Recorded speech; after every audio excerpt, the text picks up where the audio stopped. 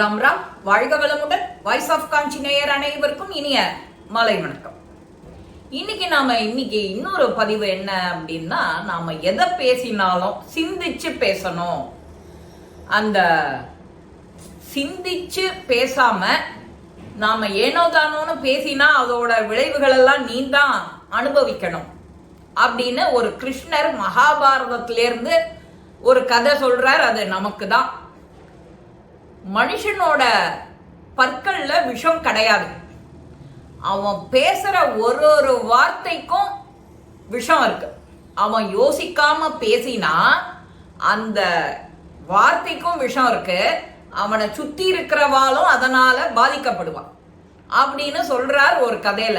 யாருக்கு சொல்றாரு?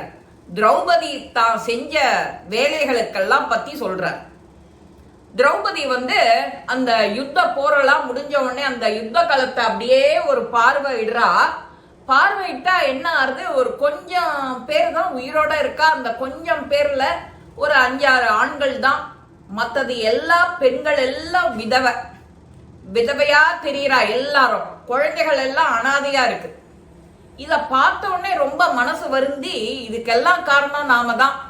நாம ஒழுங்கா வாய முடின்னு இருந்தா இந்த மாதிரி வம்புக்கே உனக்கு பிரச்சனை இருக்காதுன்னு நடந்துட்டு இருக்கா. அப்போ கிருஷ்ணர் வரார். இவளோட திரௌபதியோட மனச பார்த்துட்டு அவளுக்கு அட்வைஸ் பண்ற மாதிரி சொல்றார். என்ன திரௌபதி, நீ மனசுல என்ன நினைக்கிற, என்ன உன்னோட எண்ணங்களா இருக்கு அப்படின்னு. இந்த மாதிரி இந்த மகாபாரத போருக்கு நான் தானே முழு காரணம் அப்படின்னு கிருஷ்ணர் கிட்ட சொல்றான். நீ முழு காரணம் இல்ல, ஆனா நீயும் ஒரு காரணம். இதை எப்படியெல்லாம் மாத்திருக்கலாம் அப்படின்னா, முதல் விஷயம், உன்னை நீ பாண்டவாளுக்கு மனைவியா ஆகு அப்படின்னு அந்த குந்தி சொல்லும் போது நீ மறுத்திருக்கலாம். அப்போ அந்த சூழ்நிலை மாறி இருக்கும், முடிவு வேறு விதமா இருந்திருக்கும். நீ கர்ணனை அவமானப்படுத்தாம இருந்திருந்தா, நீங்க எல்லாமே குருடர் பெத்தவா, அதனால உங்களுக்கு அறிவும் குருடா போயிடுத்துன்னு நீ அவமானப்படுத்தாம இருந்திருந்தேன்னா இந்த போருக்கு வாய்ப்பே இல்லை. மூணாவதா, நீ அந்த சபையில இவனை துரியோதனனை திட்டாம இருந்திருந்தேன்னா நீ மானபங்கம் பட்டிருக்க மாட்ட. இந்த மாதிரி சின்ன சின்ன விஷயங்கள்லாம் நீ யோசிச்சு உன்னோட வார்த்தையை நீ விட்டுருந்தேன்னா அந்த இதுவே முடிவா இல்லாம வேற மாதிரி முடிவு அமைஞ்சிருக்கும். நீ பேசும்போது யாரோட மனசும் புண்படாதபடி இருக்கணும்.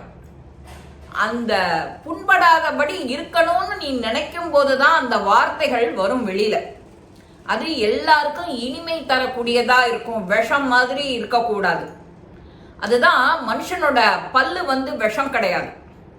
அவன் பேசுற ஒரு வார்த்தையும் விஷமாயிடும். அடுத்தவா என்ன மனசுல நினைப்பாங்கிறத நீ யோசிச்சு பேசணும்.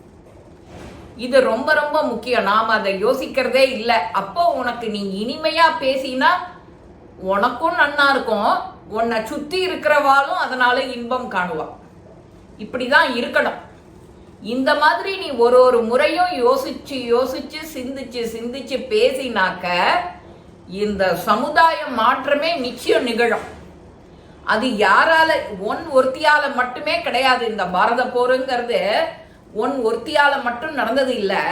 ஆனா அதுக்கு நீயும் ஒரு காரணம். அதே மாதிரி பாண்டவர்களால இந்த கௌரவர்கள் எல்லாரும் அழிக்கப்படுவார்கள்னு நான் சொன்னேன். அது உறுதியா சொன்னேன், அறுதியா சொன்னேன். அதனால அது கண்டிப்பா நடந்தது. அதனால நீயும் இந்த பாரத போர் ஆரம்பிக்கிறதுக்கு ஒரு காரணம்னு நீ எப்போ உணர்ந்து உன்னோட செயல்கள் எல்லாம் வருந்தி சிந்திக்கிறியோ அப்பவே நீ செஞ்ச பாவங்கள்லாம் கொஞ்சம் கொஞ்சமா கரையிறது. அதுக்கான பிராயச்சித்தத்தை நீ தேடுற. நீ இப்போ உன்னோட சமூகத்தை உன்னோட வாயிலா நீ திருத்தலாம். இனிமே நான் பண்ணினது செஞ்சது எல்லாம் தப்பு, நான் பண்ணின ஒரு சின்ன தப்பு இப்ப இந்த உலகத்தையே மாத்திடுதோ அப்படின்னு எப்போ நீ நினைக்கிறியோ அப்போ இது எல்லாமே நடந்தது மாறாது. இனிமே நடக்க போறது கொஞ்சம் கொஞ்சமா மாறும் அப்படின்னு கிருஷ்ணர் அழகா அந்த திரௌபதிக்கு உபதேசம் பண்றார். இதை எல்லாத்தையுமே நினைச்சு, ஆமா நீங்க சொல்றதெல்லாம் 100% உண்மைதான். நான் எங்க பதில் பேசும்போது நான் ஒழுங்கா பேசி இருந்தாலும் இது அத்தனைக்கான வாய்ப்பு ரொம்ப கம்மி. நீ 5 பேருக்கு புருஷனாயிருன்னு குந்தி சொல்லும் போது நீ ஒரு அமைதி காத்த ஓகேங்கிற மாதிரி, அவன் வம்பு இழுக்கும் போதும் துரியோதனன் வம்பு இழுக்கும் போதும் நீ சரிக்கு சரி நின்ன, நீ மானபங்க ஆன.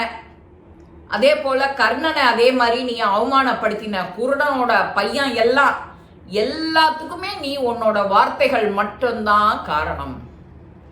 ஆனா இந்த போர் நிகழறதுக்கு நீயும் ஒரு காரணம்.